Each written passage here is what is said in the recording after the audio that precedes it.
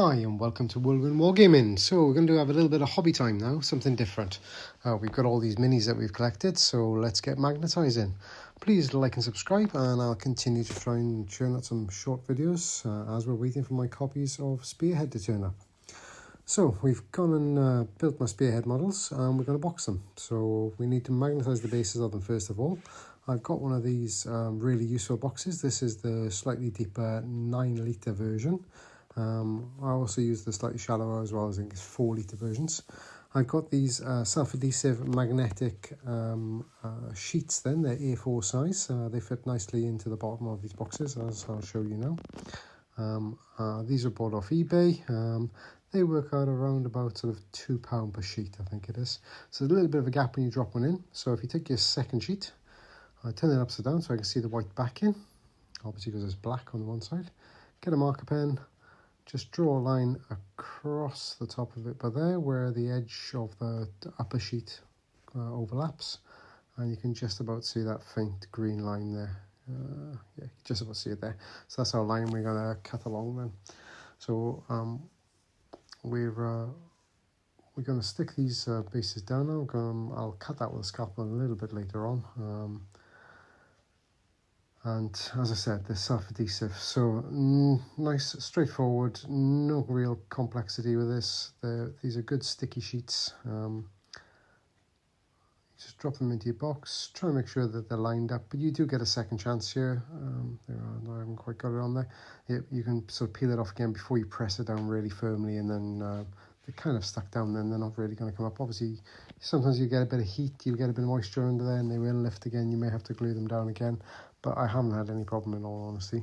But back to the sheet then where I've got the line.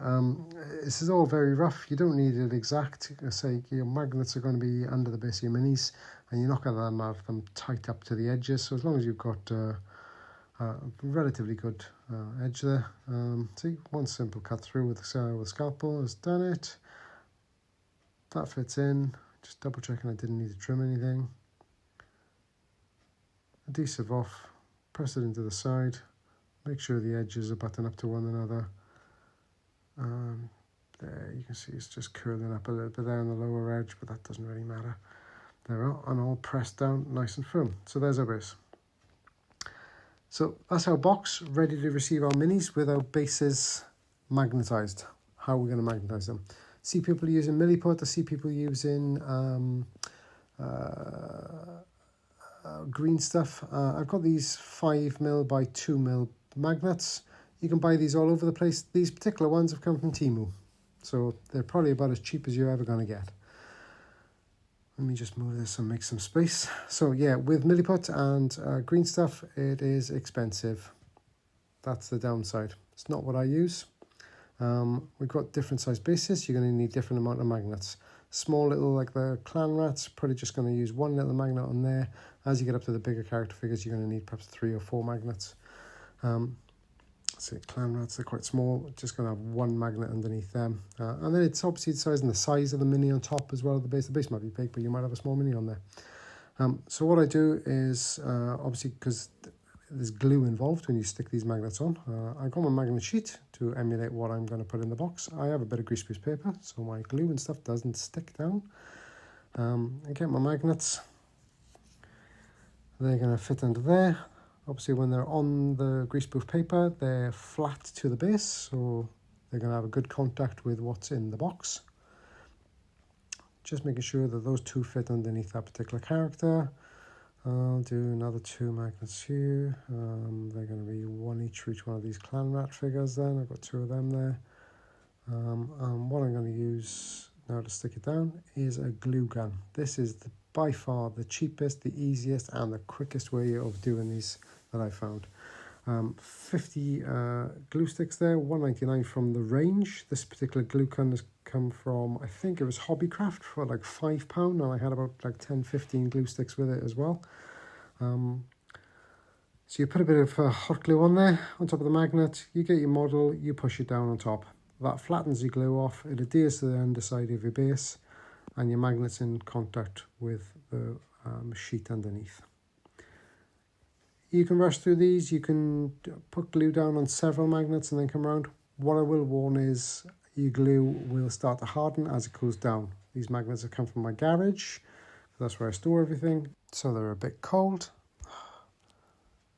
You're going to need perhaps 3 on the base there. This one, 2, maybe 3. We'll find out now. I'll show you how you can check for that as well as we go on. So just pop these down then. I'll continue sticking them down. Bit of the hot glue on there. And we go through this process with each one. I don't know.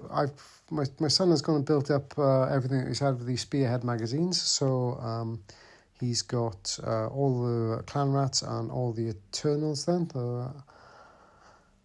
I'm hoping I can put all of them into that box. I think they should fit when they're all magnetized. Again, just put the glue down on top of here now. I've run out of glue stick with this one now. Let me just open this up. Oh, and there we are. That just slots in the end of your glue gun. Keep on pulling the trigger and then it feeds itself through again. Well, I've got 3 magnets now for the slightly larger character. You do get some little strands as they get a bit, as it dries up again and goes firmer, they'll just pick off anyway, so I wouldn't worry too much about them. Obviously wait for the glue to set before you go lifting them off, otherwise your magnet gets left behind. You can see there it's been pushed flat, the magnet's on there, that one's done, and those 2 there wasn't quite centralised. Perhaps I'll put a bit of extra glue on there, just around the edge, just to hold that magnet in. You can go back and do this obviously, putting the glue on the base like that directly. Make sure you press it down to get it flat. And that one there, again, a bit shy. That one's okay. Little one of those strands you get with this sort of heat glue. There we've got our base. So I'll say they're just done. I've literally done these in the last couple of minutes. So that one's still a little bit wet. Put that one on and that one, and I'll get it in camera now so you can see them on the bases there. All right, that rat ogre is on a bigger base, and I feel as if the weight of the model, is that one dry? Yeah, there's 3 magnets on this one. This one should be okay.